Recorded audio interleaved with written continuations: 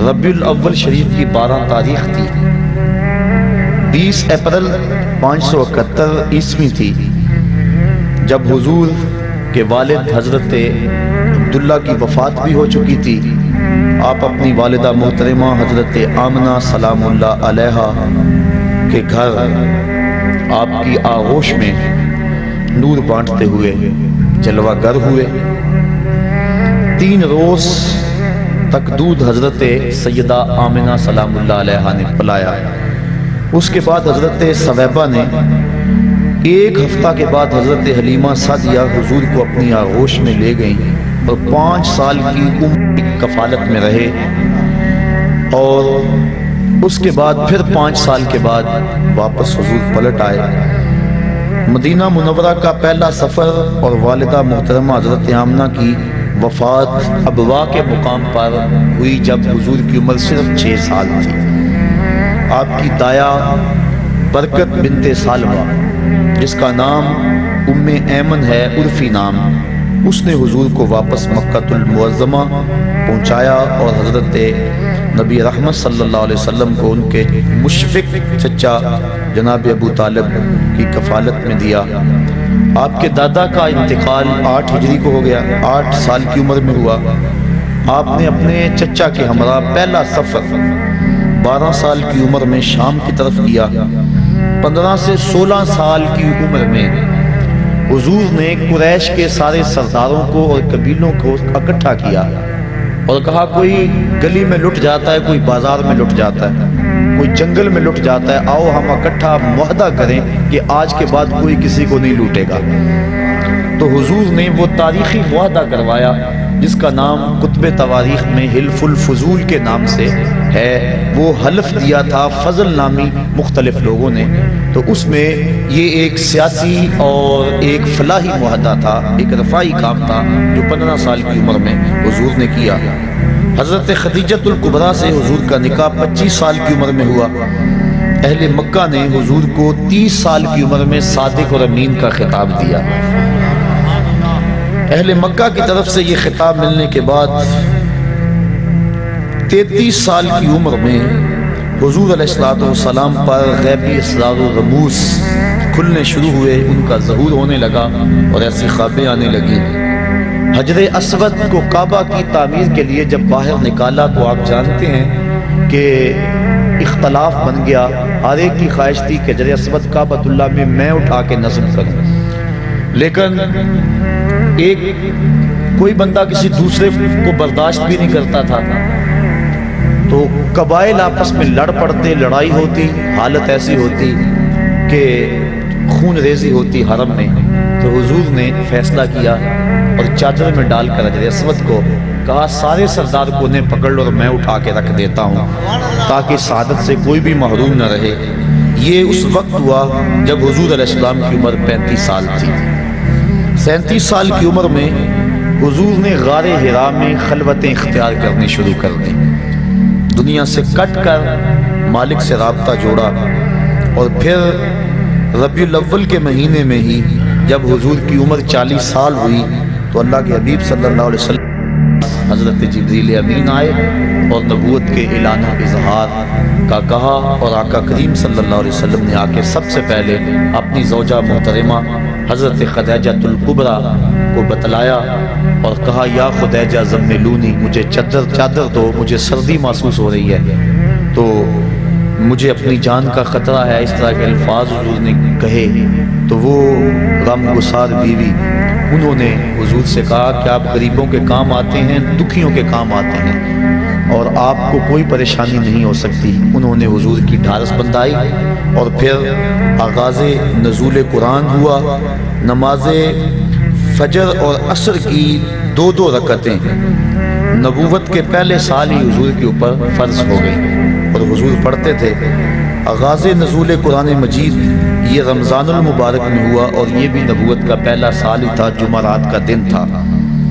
پھر حضور دعوت تبلیغ اور دعوت اسلام دار ارقم میں دینے لگے۔ مسلمانوں کی تعداد بڑی تھوڑی تھی، اور پھر حضرت نبی اکرم صلی اللہ علیہ وسلم کی عمر جب 43 سال ہوئی تو اس وقت 40 افراد نے اسلام قبول کر لیا۔ 39ویں شخص حضرت امیر حمزہ تھے اور 40ویں شخص حضرت سیدنا عمر فاروق رضی اللہ تعالی عنہ تھے، اور ان کے ایمان لانے سے اسلام کو تقویت ملی اور اب کھلم کھلا نمازیں پڑھی جانے لگی۔ اب یہاں ایک سوال اور اس کا جواب دے کے اپنی بات کو آگے بڑھاؤں گا۔ جو لوگ کہتے ہیں کہ اسلام شمشیر کے زور پہ پھیلا، تلوار کے زور پہ پھیلا، یہ ایک علمی بات ہے اور سادہ اور عام فہم ہے۔ ایک سادہ سا جواب ان کو دیا جا سکتا ہے کہ اسلام شمشیر کے بل بوتے پہ، تلوار کے زور پہ پھیلا۔ مجھے لوگ بتائیں کہ یہ جو 40 لوگ اسلام لائے تھے، اس وقت تو شمشیر ابو جہل کے پاس تھی، اس وقت تو تلوار جو ہے وہ ابو لہب کے پاس تھی۔ تو یہ 40 لوگ جو اسلام لائے ہیں، یہ لوگ 40 جو ہے جو اسلام کی دولت سے مالا مال ہوئے ہیں، یہ کس تلوار کے دم سے اور تلوار کے ڈر سے انہوں نے اسلام قبول کیا ہے، یہ حضور کے خلق کریمانہ کی وجہ سے اور اسلام کی طبی صداقت کی وجہ سے اسلام قبول کیا ہے؟ تو حضور کو تو بعد میں یہ اللہ کی طرف سے اجازت مرحمت فرمائی گئی کہ آپ کافروں اور منافقوں کے ساتھ جو جہاد کریں۔ پہلے تو حضور کی تلواریں، حضور کے ماننے والوں کی تلواریں نیام میں تھیں اور دشمنوں کی تلواریں جو ہیں وہ نیام سے باہر تھیں۔ تو اس وقت بھی جو اسلام پھیلتا رہا، اس سے اندازہ کر لینا چاہیے کہ اسلام تلوار کے زور پہ نہیں پھیلا بلکہ خلق محمدی کے زور پہ پھیلا۔ پھر جب مسلمانوں کا گھیراؤ کر لیا گیا تو مسلمانوں کی پہلی ہجرت حبشہ کی طرف ہوئی۔ اس وقت حضور کی عمر 45 سال تھی اور نبوت کا اعلان کیے ہوئے 5 سال بیت گئے تھے۔ حضور کی عمر جب 47 سال ہوئی تو اس وقت کفار نے حضور کا بائیکاٹ کر دیا، سماجی بائیکاٹ کر دیا، اور شاب ابی طالب میں حضور 3 سال تک اپنے غلاموں کے ساتھ وہاں رہے۔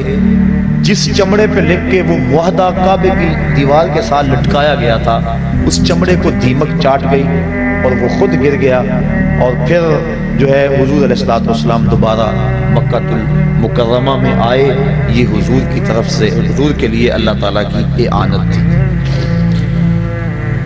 اور پھر نبوت کے 50ویں عمر کے 50ویں سال اور نبوت کے 10ویں سال حضور کے چچا اور حضور کی زوجہ محترمہ حضرت خدیجہ الکبریٰ انتقال کر گئیں۔ یہ دونوں حضور علیہ السلام سے بے پناہ محبت کرنے والی ہستیاں تھیں اور حضور کو ان دونوں کا بڑا آسرا اور سہارا تھا۔ جس سال یہ دونوں ہستیاں انتقال کر گئیں، اس سال کو حضور نے عام الحزن، دکھوں کا اور غموں کا سال قرار دیا۔ حضرت خدیجہ الکبریٰ رضی اللہ تعالی عنہا کا جب وقت آخر آیا تو انہوں نے اپنی بیٹی حضرت فاطمہ کو حضور کے پاس بھیجا اور کہا کہ جاؤ اپنے باپ سے کہو کہ مجھے چادر رحمت عطا کر دیں۔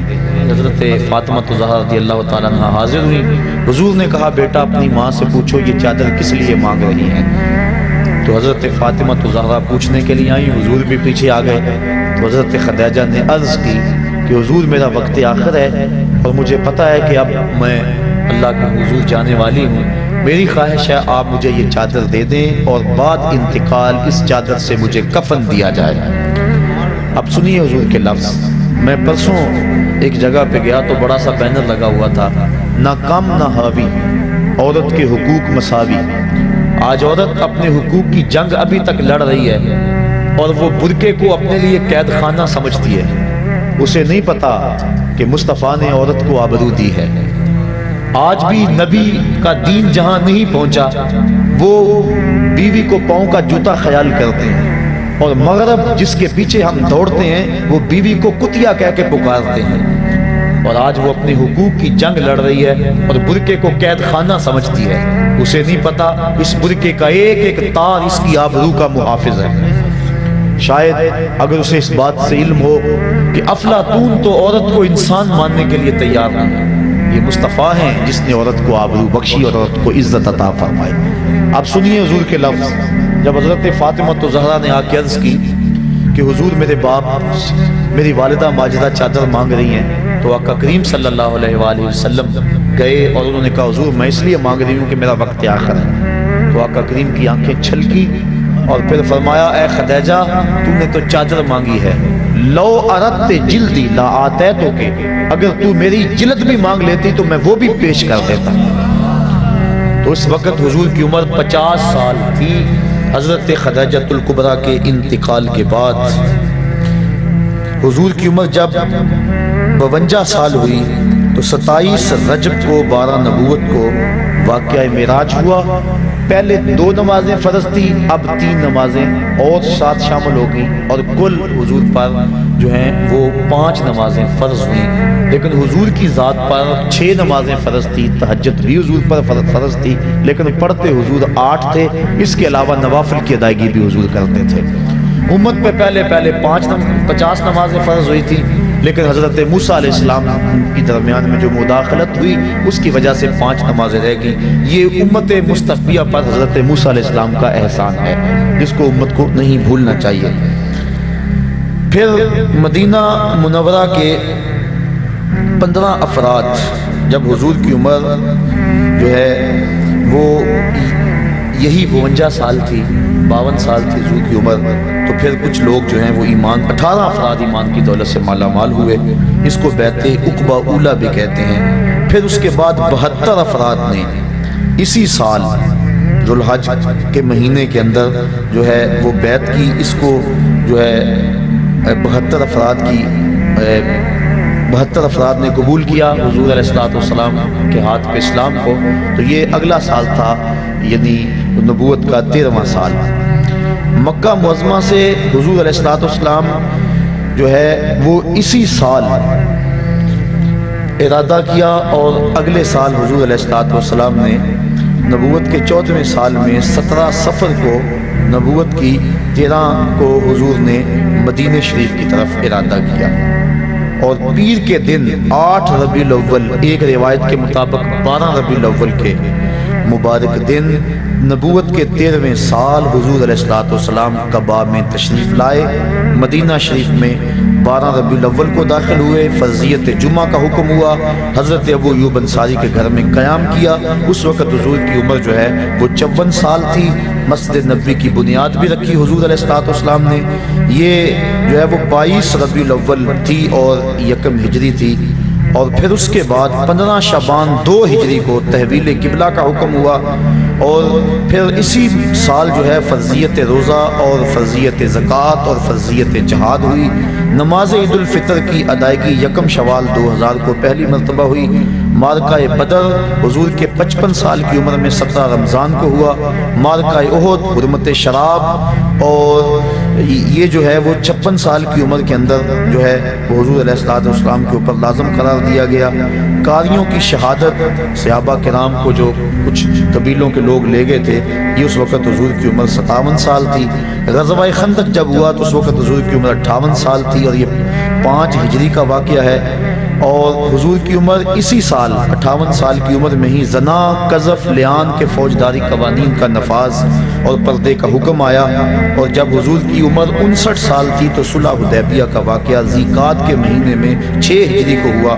فتح قلعہ خیبر، دنیا کے مختلف بادشاہوں کے نام حضور نے دعوت اسلام کے جو خطوط ارسال کیے، یہ 7 ہجری کا واقعہ ہے، اور 1 محرم کا دن تھا۔ 20 رمضان المبارک 8 ہجری کو حضور نے مکے کو فتح کر لیا، اور جس شہر سے حضور تنہا گئے تھے آج 10,000 کا لشکر لے کر حضور دوبارہ اس شہر میں داخل ہوئے۔ اسلامی حکومت کا قیام، حکام کا تقرر، فوجوں کی آراستگی، سیاسی انتظام اور غیر مسلم اقوام سے جو حضور نے سلوک کیا، اس وقت حضور کی عمر 60 سال تھی، 8 ہجری تھی۔ صدقات زکوٰۃ کے اوپر حاصل کرنے والوں کا حضور نے تقرر کیا، یہ 9 ہجری کی بات ہے، جب عمر 61 سال تھی۔ واقعہ تبوک بھی جو ہے وہ 9 ہجری کو ہوا۔ اسی سال حضرت ابو بکر صدیق رضی اللہ تعالی عنہ کو امیر حج بنا کر حضور نے حج کی ادائیگی کے لیے روانہ کیا، اور مختلف ممالک یمن، بحرین، عمان، یمامہ اور بہت سارے ملکوں تک اسلام کے اثرات پہنچے۔ پھر 10 ہجری کو حجۃ الوداع کا خطبہ حضور نے امت کو دیا۔ یہ امت کو اجتماعی طور پہ حضور کا آخری خطاب تھا وصال سے، اور اس کے بعد 61 دن کے بعد حضور کا انتقال ہو گیا۔ حجۃ الوداع کا امت سے یہ آخری خطاب تھا، اور وصال سے 5 روز قبل مسجد نبوی میں امت محمدیہ سے رسول کریم صلی اللہ علیہ وسلم نے جو ہے وہ مسجد میں ایک جو ہے وہ اجتماع سے گفتگو ارشاد فرمائی، اور پھر جب حضور کی عمر 63 سال ہوئی تو پیر کا دن تھا، چاشت کا وقت تھا، اور ربیع الاول کی تاریخ میں اختلاف ہے، 7 جون کی تھی، اور اللہ کے حبیب صلی اللہ علیہ وسلم اس دنیا سے اپنا مقصد پورا کر کے واپس اللہ کے ہاں چلے گئے۔ 32 گھنٹے تک حضور کا جسد اطہر لوگوں کی زیارت کے لیے موجود رہا، اور 32 گھنٹے کے بعد 12-13 ربیع الاول کی درمیانی شب، منگل اور بدھ کی درمیانی شب 11 ہجری کو اللہ کے حبیب صلی اللہ علیہ وسلم کی تدفین ہوئی، اور آج تک گنبد خضرا پہ درود و سلام کی بارش بھی ہو رہی ہے، اللہ کی رحمتیں بھی نازل ہو رہی ہیں۔ یہ تو نبی سے کیا گیا پیار آئے گا نہیں جاتا، تو حضور کی ولادت پر جن لوگوں نے خوشی کی اللہ نے ان کو نوازا، جو خوشی کرتے ہیں ان کو اللہ نوازے گا، جو خوشی کریں گے اللہ ان کو بھی نوازے گا، کیونکہ اس کا قانون جو ہے وہ تمام کے لیے یکساں ہوتا ہے، جو ماضی میں، حال میں اور استقبال میں ایک جیسا اس کا قوانین، اس کے قانون ہوتے ہیں۔ بات سمجھ آ رہی ہے؟ لطف بھی آ رہا ہے؟ کیوں نہ آئے، بات نبی کی ہو رہی ہے، بات نور کی ہو رہی ہے، اور لمحے بھی نور کے ہیں، چھم چھم برسات برس رہی ہے، انوار اتر رہے ہیں،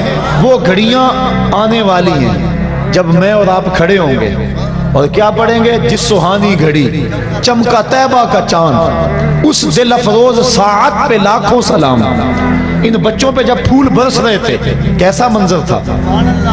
بڑا پیارا منظر تھا نا، رحمت اترتی محسوس ہوتی تھی نا، ان بچوں پہ پھول جب برس رہے تھے، اور وہ لمحے کیسے ہوں گے جب عرش سے، عرش کے رب نے فرش پر آمنہ کے گھر میں سویرا کر دیا، فرماتی ہیں ستارے جھک کے میرے گھر کے قریب آ گئے، اللہ اکبر۔ اور پھر کیا ہوا کہ جوان جوان عورتیں میرے گھر میں داخل ہوئی، جیسے عبد المناف کی بیٹیاں ہوں، اور میں گھبرائی، انہوں نے کہا گھبرانے کی بات نہیں ہے، میرا نام حوا ہے، یہ حضرت آسیہ ہے، یہ حضرت مریم ہے، تیرے بیٹے کی ولادت کے موقع پہ تمہیں مبارک دینے آئی ہے۔ کہتی ہیں پھر اس کے بعد ایک دودھ جیسا سفید اور برف جیسا ٹھنڈا مشروب مجھے پلایا گیا، پھر اس کے بعد مجھے پتہ نہیں کیا ہوا، جب میری آنکھ کھلی تو میری گود میں ایک بچہ مسکرا رہا تھا، اس کے چہرے سے نور کی لاٹیں نکل رہی تھی، ایسا میں نے دیکھا ہی نہیں تھا کبھی۔ سخن شاعری شہر یار اپنی جگہ، نعت کہنے کو احمد رضا چاہیے، سا جمال۔ حضرت آمنہ فرماتی ہیں جب میں نے دیکھا تو میری گود میں ایک خوبصورت بچہ تھا، اس کا چہرہ چمک رہا تھا، اذا سرّ استنار وجہہ، حضور علیہ السلام جب مسکراتے تھے چہرے کی لکیروں سے نور نکلتا تھا۔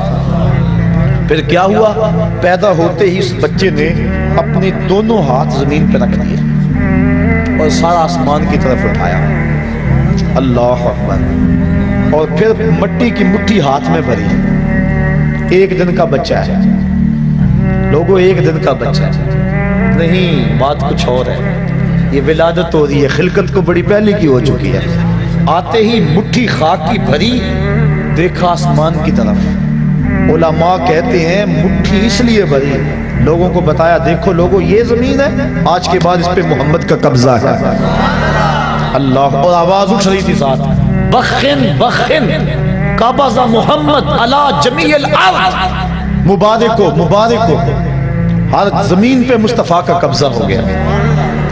مشرق والے جانور پرندے مغرب کو دوڑ پڑے، اور مغرب والے مشرق کو دوڑ پڑے، اور ایک دوسرے کو جب ملتے ہیں تو مبارک دیتے ہیں اور کہتے ہیں مبارک ہو مصطفیٰ آ گئے۔ یار پرندے دوڑیں اور مبارکیں دیں تو ہم نہ دیں، ہم نہ جھومیں، ہم نہ اظہار محبت کریں، اللہ اکبر۔ شرق کے پرندے غرب کو دوڑ پڑے اور غرب کے پرندے شرق کو دوڑ پڑے اور آپس میں ملتے ہیں اور کہتے ہیں مبارک ہو مبارک ہو، وہ آ گیا جس کے آنے کا انتظار تھا، وہ جس کے ذکر پر داؤد نے نغمہ سرائی کی، وہ جس کے نام پر شاہ سلیمان نے گدائی کی، دل یحییٰ میں رہ گئے ارماں جس کی زیارت کے، لب عیسیٰ پہ آئے باز جس کی شان رحمت کے، جو بن کے روشنی پھر دیدہ یعقوب میں آیا، جسے یوسف نے اپنے حسن کی نئے رنگ میں پایا، ندانم ماں گلے خنداں چے رنگو بودارت، کہ مرغ ہر چمن آرزوئے ادارت.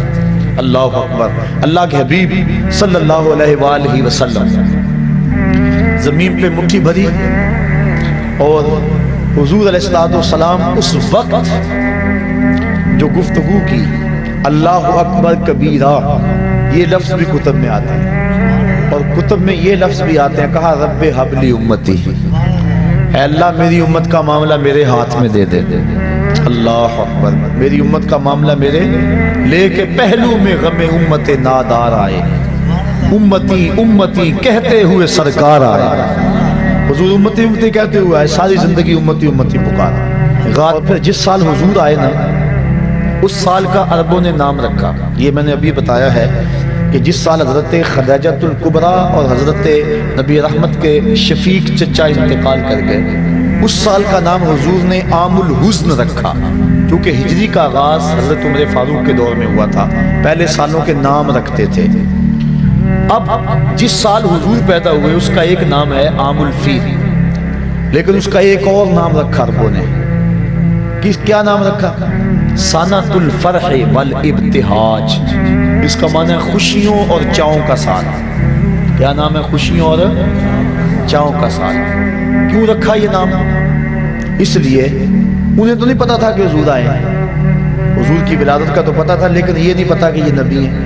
اور جنہوں نے رکھا وہ امتی نہیں تھے، ماننے والے نہیں تھے. پھر کیوں رکھا انہوں نے اس نام کا؟ اگر میں کہوں آج چاہ کا دن ہے، خوشی کا دن ہے، تو یہ ہے کیونکہ میں آقا کو مانتا ہوں. پر اگر پتہ ہی نہ ہو کوئی کہے تو پھر وجہ کوئی اور ہوگی. تو انہوں نے اس سال کا نام رکھا سنۃ الفرح والابتہاج. علماء کہتے ہیں کیوں رکھا؟ اس لیے رکھا کہ درختوں پہ پھل زیادہ آیا. جس سال حضور پیدا ہوئے چشموں کا پانی بڑھ گیا، چراگاہیں سرسبز ہو گئی، جانوروں کا دودھ بڑھ گیا. عرب کے لوگ بیٹیوں کو قتل کرتے تھے، لیکن جس سال حضور کی ولادت ہوئی ہر گھر میں بیٹا پیدا ہوا.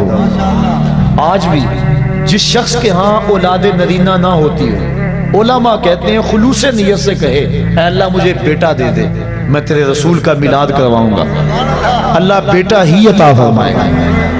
نیت اس کی خالص ہو. اللہ اکبر.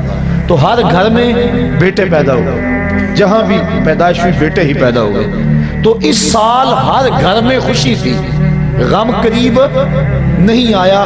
اس لیے نام رکھا سنۃ الفرح والابتہاج. یہ خوشیوں اور چاؤں کا سال ہے. ناگہاں ساکن ہواؤں پہ روانی آ گئی. ناگہاں ساکن ہواؤں پہ روانی آ گئی اور چمن کے پتے پتے پر جوانی آ گئی. آج زانوئے ازل نے صبح پہ انگڑائی لی اور مسکرا کر ایک کرن نے ہاتھ میں شہنائی لی. مخزن اسرار قدرت کے امی پیدا ہوئے، غل ہوا دنیا میں ختم المرسلی پیدا ہوئے. محمد مصطفیٰ آئے، بہاروں پر بہار آئی، زمین کو چومنے جنت کی خوشبو بار بار آئی. گلی گلی روشن ہو گئے، ہر گھر میں اجالا ہو گیا. وہ کہانی لمبی ہے اگر میں چھیڑ دوں کہ حضرت علیمہ سعدیہ کیسے آئی اور پھر حضور نے وہ سبز کپڑا کیسے ہٹایا اور نور کی لاٹ آسمان تک کیسے گئی اور پھر لال کو پکڑ کے گود سے کیسے لگایا اور پھر حلیمہ کی بیٹی شیمہ حضور کو لوریاں کیا دیا کرتی تھی. وہ ایک لمبی کہانی ہو جائے گی. میں تیسری بات بھی عرض کرنی ہے. تو پہلا مقصد، پہلی چیز تخلیق مصطفیٰ، اور وہ کب ہوئی؟ جب وقت کا تعین اور تشخص نہیں تھا. دوسری ولادت مصطفیٰ، اور ولادت 12 ربیع الاول کی سہانی گھڑی جب صبح صادق طلوع ہو رہی تھی، دن اور رات کے سنگم میں حضور پیدا ہوئے. چونکہ رات کی خواہش تھی حضور میرے دامن میں آئے، اور دن کی آرزو تھی کہ میرے دامن میں آئے. اور اگر رات کو آ جاتے دن محروم رہتا، دن کو آتے رات محروم رہتی. تو حضور تو رحمت للعالمین ہے، اس لیے دن آ رہا تھا، رات جا رہی تھی. جہاں دونوں کا ملاپ ہو رہا تھا وہاں مصطفیٰ جلوہ گر ہو گئے. اللہ 12 ربیع الاول کی سبحانی گھڑی تھی، عام الفیل، واقعہ صاحب فیل کے 55 دن بعد حضور اس دنیا پہ جلوہ گر ہو گئے. تو حضور کے آنے پر جو خوشی کرے، بلکہ نبی کے ساتھ جو بھی محبت کرے، اللہ اس محبت کو ضائع نہیں کرتا. علماء نے لکھا ہے جس جس دائی نے حضور کو دودھ پلایا اللہ نے بعد میں اس کو ایمان دے دیا۔ اللہ اکبر۔ جس نے بھی جس نبی کے ساتھ کوئی محبت کا اظہار کیا اس کو ضرور صلہ ملا۔ دیکھو ابو جہل، ابو لہب، اس نے گو مخالفت کی، لیکن چونکہ ولادت کے آنے کی خوشی اس کو ہوئی اور بھتیجا سمجھ کے خوشی کی، اللہ نے پھر بھی محروم۔ امام ابو شامہ کہتے ہیں جو بھتیجا سمجھ کے خوشی کرے خدا اسے محروم نہیں رکھتا، اور جو نبیوں کا سردار سمجھ کے خوشیاں منائے۔ سادی کا قلم تڑپا، وہ کہتے ہیں دوستاں را کجا کنی محروم، تو کے بعد دشمنہ نظر داری۔ جب تو دشمنوں کو اتنا دیتا ہے تو یاروں کو کتنا دے گا، پیاروں کو کتنا دے گا۔ ہندوستان میں صرف ایک صحابی ہوا ہے اور اس کا نام ہے رتن۔ واقعہ اس طرح ہوا، رتن تاجر تھا اور تجارت کی غرض سے حجاز گیا، حجاز مقدس۔ وہاں جب پہنچا تو حرم کے قریب ایک گہری کھائی تھی، اس کے پاس کچھ بچے لگے ہوئے تھے۔ ایک بچہ عمر میں چھوٹا ہونے کی وجہ سے کھائی کے اس سمت ہی انتظار میں تھا کہ میں کھائی سے اس کو کیسے عبور کروں۔ رتن نے یہ سوچا کہ بچہ چھوٹا ہے، گزرنے کی طاقت نہیں رکھتا، اس کو اٹھایا گود میں اور کھائی سے پار لگا دیا۔ اس بچے نے اپنے عربی لہجے میں کہا جزاک اللہ تعالی۔ ایسی مٹھاس تھی لفظوں میں کہ شہد میں بھی اتنی مٹھاس نہیں ہوتی۔ اللہ اکبر۔ رتن ساری زندگی ان لفظوں کو نہیں بھول سکا۔ اس نے جو جملے کہے تھے، اس نے جس لہجے میں بات کی تھی، خیر وقت گزر گیا، تجارت چھوڑ کے اپنے گھر بیٹھ گیا۔ ایک دن مکان کی چھت پہ لیٹا ہوا ہے رتن، اس نے کیا دیکھا کہ جو آسمان کا چاند ہے وہ دو ٹکڑے ہو گیا اور زمین پہ آ گیا، گھبرا کہ شاید قیامت آ گئی۔ تھوڑی دیر کے بعد پھر کیا دیکھا، چاند دوبارہ جا کے اپنی جگہ پہ جڑ گیا۔ پریشان تھا، یہ کیا ہوا؟ یہ منظر اس نے ہندوستان میں دیکھا۔ کچھ عرصے کے بعد عرب سے کچھ تاجر جو یہاں عرب گئے ہوئے تھے واپس پلٹے، انہوں نے کہانی سنائی کہ مکے میں ایک چاند چڑھا ہے جس نے چاند کو قدموں میں بلایا ہے۔ انہوں نے ساری کہانی سنائی۔ رتن کے دل میں شوق پیدا ہوا اس کی زیارت کر کے آؤں، اور وہ نبی ہے اس پر ایمان لاؤں۔ گھر سے ہندوستان میں صرف ایک صحابی ہوا ہے اور اس کا نام ہے رتن۔ واقعہ اس طرح ہوا، رتن تاجر تھا اور تجارت کی غرض سے حجاز گیا، حجاز مقدس۔ وہاں جب پہنچا تو حرم کے قریب ایک گہری کھائی تھی، اس کے پاس کچھ بچے لگے ہوئے تھے۔ ایک بچہ عمر میں چھوٹا ہونے کی وجہ سے کھائی کے اس سمت ہی انتظار میں تھا کہ میں کھائی سے اس کو کیسے عبور کروں۔ رتن نے یہ سوچا کہ بچہ چھوٹا ہے، گزرنے کی طاقت نہیں رکھتا، اس کو اٹھایا گود میں اور کھائی سے پار لگا دیا۔ اس بچے نے اپنے عربی لہجے میں کہا جزاک اللہ تعالی۔ ایسی مٹھاس تھی لفظوں میں کہ شہد میں بھی اتنی مٹھاس نہیں ہوتی۔ اللہ اکبر۔ رتن ساری زندگی ان لفظوں کو نہیں بھول سکا۔ اس نے جو جملے کہے تھے، اس نے جس لہجے میں بات کی تھی، خیر وقت گزر گیا، تجارت چھوڑ کے اپنے گھر بیٹھ گیا۔ ایک دن مکان کی چھت پہ لیٹا ہوا ہے رتن، اس نے کیا دیکھا کہ جو آسمان کا چاند ہے وہ دو ٹکڑے ہو گیا اور زمین پہ آ گیا، گھبرا کہ شاید قیامت آ گئی۔ تھوڑی دیر کے بعد پھر کیا دیکھا، چاند دوبارہ جا کے اپنی جگہ پہ جڑ گیا۔ پریشان تھا، یہ کیا ہوا؟ یہ منظر اس نے ہندوستان میں دیکھا۔ کچھ عرصے کے بعد عرب سے کچھ تاجر جو یہاں عرب گئے ہوئے تھے واپس پلٹے، انہوں نے کہانی سنائی کہ مکے میں ایک چاند چڑھا ہے جس نے چاند کو قدموں میں بلایا ہے۔ انہوں نے ساری کہانی سنائی۔ رتن کے دل میں شوق پیدا ہوا اس کی زیارت کر کے آؤں، اور وہ نبی ہے اس پر ایمان لاؤں۔ گھر سے چلا، سفر کرتا کرتا پہنچا سین حرم میں۔ جب داخل ہوا حضور صحابہ کے ساتھ سین حرم میں بیٹھے ہوئے تھے۔ یہ آگے ملنے کے لیے ہوا، آقا مسکرا پڑے اور فرمایا اراتن ہندیون، کیا تو رتن ہندی ہے؟ کالا نعم، عرض کی حضور ہاں میں رتن ہندی ہوں، لیکن آپ کو کس نے بتایا ہے؟ کہا جس رب نے مجھے نبی بنایا ہے۔ اب اگلی بات سنیے۔ اب رتن کہنا چاہ رہا تھا کہ میں ایمان لانا چاہتا ہوں۔ آقا کریم نے فرمایا قریب آجا، میں تیرے لیے بیٹھا ہوں۔ تجھے یاد نہیں بچپن میں ایک بچے کو تو نے کھائی سے پار لگایا تھا، وہ بچہ اب تیرے سامنے موجود ہے، اور تو نے مجھ کو اس کھائی سے پار لگایا تھا، آج میں کلمہ پڑھا کے تجھے جہنم کی کھائی سے پار لگانا چاہتا ہوں۔ ایمان کی دولت سے مال ہوا۔ نبی سے جو پیار کیا گیا ہے کبھی رائے گا؟ حضور جب اپنے بال سنوارتے تھے نا تو حضور بالکل درمیان میں مانگ نکالتے۔ ذرا تصور کریں مدینے کے چاند کا، اللہ اکبر، بڑے خوبصورت ہوں گے، بڑے حسین ہوں گے، لیکن میرے حبیب کی پائے خاک جیسے بھی نہیں ہیں۔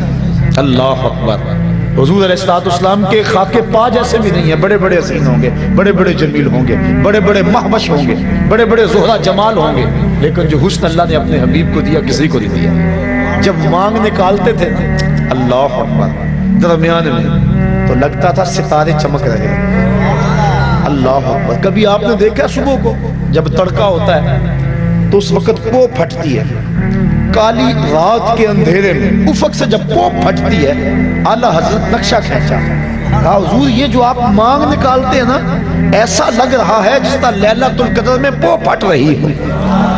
لیلۃ القدر میں مطلع فجر حق، مانگ کی استقامت پہ لاکھوں سلام، مانگ کی استقامت پہ اللہ اکبر۔ حضور کی زلفوں کو اللہ اکبر رات کہہ دیا، لیکن عام رات نہیں، لیلۃ القدر کہا۔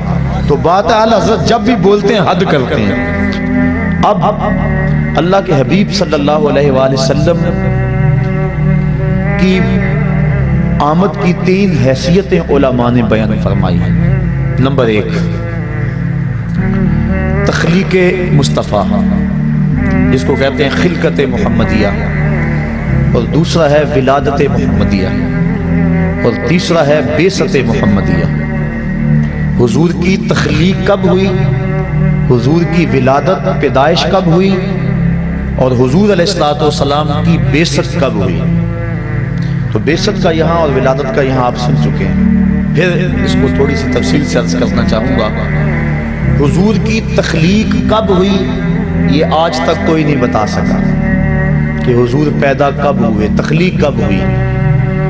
حضور سے پوچھا گیا اس بات میں تو آقا کریم صلی اللہ علیہ وسلم نے ارشاد فرمایا، میں اس وقت بھی نبی تھا جب آدم علیہ السلام مٹی اور پانی کے درمیان تھے۔ یہ نہیں بتایا کہ میں نبی کب بنا ہوں اور میری تخلیق کب ہوئی ہے۔ اور دوسرا فرمایا، اول ما خلق اللہ نوری، اللہ نے سب سے پہلے میرے نور کو پیدا فرمایا ہے۔ اس کائنات میں سب سے پہلی چیز جو تخلیق کی گئی، مخلوق اول، اللہ کی ذات مخلوق نہیں ہے، وہ خالق ہے، اس کو کسی نے پیدا نہیں کیا، تخلیق نہیں کیا، کسی نے بنایا نہیں، اور اس پر کبھی بھی ایسا وقت نہیں آیا کہ وہ نہ ہو، وہ ازلی ہے، ابدی ہے۔ تو کائنات تخلیق گئی، ماں سے اللہ جو کچھ ہے اس کو خلق کیا گیا، تخلیق کیا گیا۔ تو کائنات میں جب تخلیق کا سلسلہ شروع ہوا تو سلسلہ تخلیق کا آغاز ذات رسالت مآب سے ہوا۔ حضور فرماتے ہیں اللہ نے سب سے پہلے میرے نور کو پیدا فرمایا۔ ایک روایت میں آتا ہے اللہ نے سب سے پہلے لوح کو پیدا کیا، اللہ نے سب سے پہلے قلم کو پیدا کیا، اول ما خلق اللہ القلم، اللہ نے سب سے پہلے قلم کو پیدا کیا۔ ایک روایت میں آتا ہے اللہ نے سب سے پہلے جو ہے وہ عقل کو پیدا کیا۔ مختلف روایات مختلف کتابوں میں موجود ہیں۔ آج لوگ کہتے ہیں کہ سب سے پہلے تو عقل پیدا ہوئی، سب سے پہلے تو قلم کو پیدا کیا گیا، سب سے پہلے تو لوح کو پیدا کیا گیا، اور اول ما خلق اللہ نوری یہ بھی حدیث ہے، لیکن ان کا خیال روح سخن ادھر ہی رہتا ہے جی سب سے پہلے تو قلم کو پیدا کیا گیا۔ اور اگر چلو یہ نہ بھی مانو تو حدیثیں متضاد ہیں، لہذا احتمال جاتا رہا، جب احتمال آ گیا تو پھر استدلال باقی نہ رہا۔ لیکن محدثین کے ہاں ایک طریقہ ہے کہ جب حدیثیں مختلف ہوں تو وہ تطبیق کرتے ہیں۔ مثال کے طور پہ سب سے پہلے قیامت کے دن سوال کس چیز کا ہوگا؟ نماز کا۔ اور ایک حدیث میں قیامت کے دن سب سے پہلا سوال قتل کا ہوگا۔ تو علماء کہتے ہیں دونوں حدیثیں اپنی جگہ پہ ٹھیک ہے، سب سے پہلے قتل کا سوال ہوگا، سب سے پہلے نماز کا سوال ہوگا۔ تو فرماتے ہیں اس کی تطبیق یوں ہے، عبادات میں، حقوق اللہ میں سب سے پہلا سوال نماز کا ہوگا، اور حقوق العباد میں، معاملات میں سب سے پہلا سوال قتل کا ہوگا۔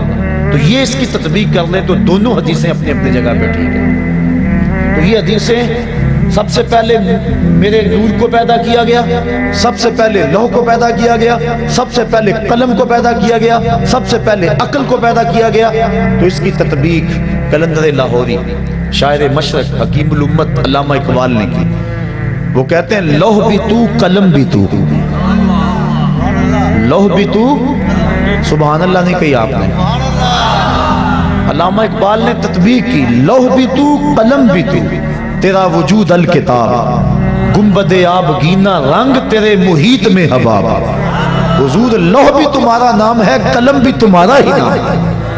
اس لیے اگر کہا گیا کہ لوح کو پیدا کیا گیا ہے، سب سے پہلے قلم کو پیدا کیا گیا ہے، تو یہ سارے نام حضور کے ہی ہیں۔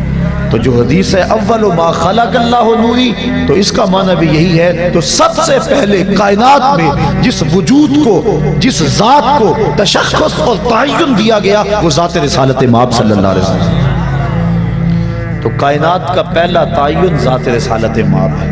باقی رہی بات سب سے پہلے قلم کو پیدا کیا گیا، تو سنیے حضور ارشاد فرماتے ہیں کہ جب قلم کو پیدا کیا گیا، حدیث ہے، تو قلم کو مالک نے کہا قلم لکھ۔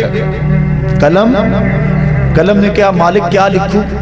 کہا ما کانا و ما یکون، جو ہو گیا وہ بھی لکھ دے، جو ہونے والا ہے وہ بھی لکھ دے۔ توجہ کریں، جو لوگ کہتے ہیں سب سے پہلے قلم پیدا ہوئی تھی، ان سے پوچھو کہ قلم کو یہ کیوں کہا گیا جو ہو گیا وہ بھی لکھ دے؟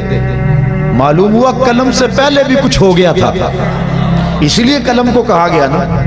قلم کو کہا گیا جو ہو گیا وہ بھی لکھ دے، جو ہونے والا ہے وہ بھی لکھ دے۔ معلوم ہوا قلم ہی اول نہیں تھی، قلم سے پہلے بھی کچھ ہوا تھا جس کو لکھنے کا کہا گیا تھا، اور وہ پہلے کون تھا؟ وہ نور محمدی کی تخلیق ہے۔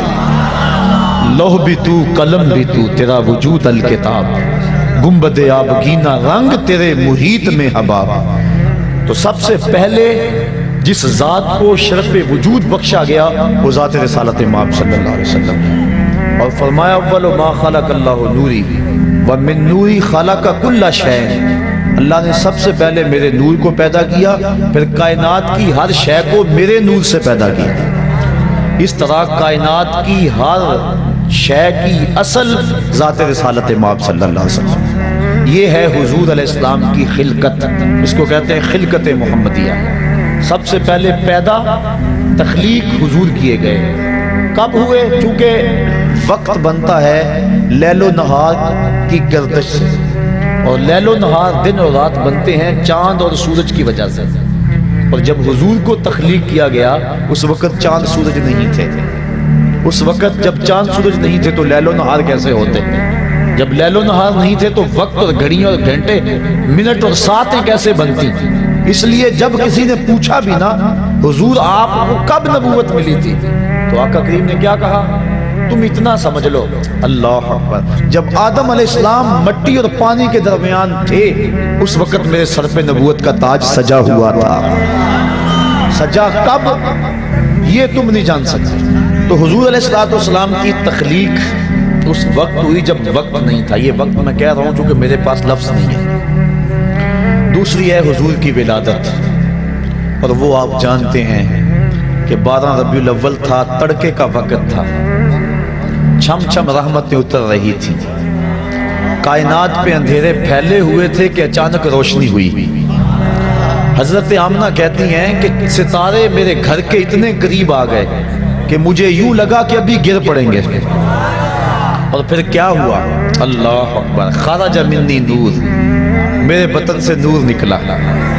پتہ نہیں دنیا کو کیا ہو گیا، جس نے بھیجا وہ کہتا ہے میں نے نور بھیجا، جس کی گود میں آیا وہ کہتی ہے میری گود میں نور آیا، جس زوجہ محترمہ کے پاس رہے وہ کہتی ہیں کہ فتبینت العبرۃ بشعاع نور وجہہ۔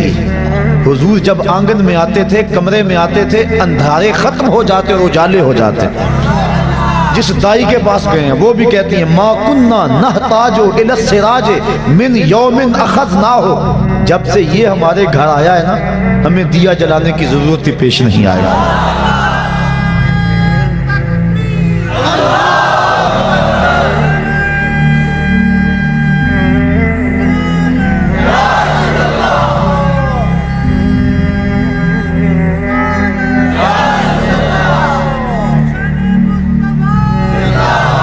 قاضی ثناء اللہ پانی پتی تفسیر مظہری میں لکھتے ہیں کہ حضرت حلیمہ سعدیہ سے باقاعدہ عورتیں پوچھنے آئی کہ تو اتنی امیر ہو گئی ہے. بڑے بڑے امیر گھرانے جب رات کو سوتے ہیں تو چراغ وہ بھی بجا دیتے ہیں. آج بھی واپڈا والوں نے اتنا تنگ کیا ہوا ہے کہ لوگ کہتے ہیں کہ بتی بند کر دو، بل بڑا آئے گا. اس وقت بھی تھا کہ تیل بڑا جلے گا، رات کو چراغ بجھا دیتے ہیں. اتنے جو بڑے بڑے امیر کبیر لوگ ہیں، تو کتنی امیر ہوگی ہے، تیرا چراغ رات کو بھی جلتا رہتا ہے. تو حلیمہ سعدیہ نے کیا کہا ہاں میں امیر ہو گئی ہوں.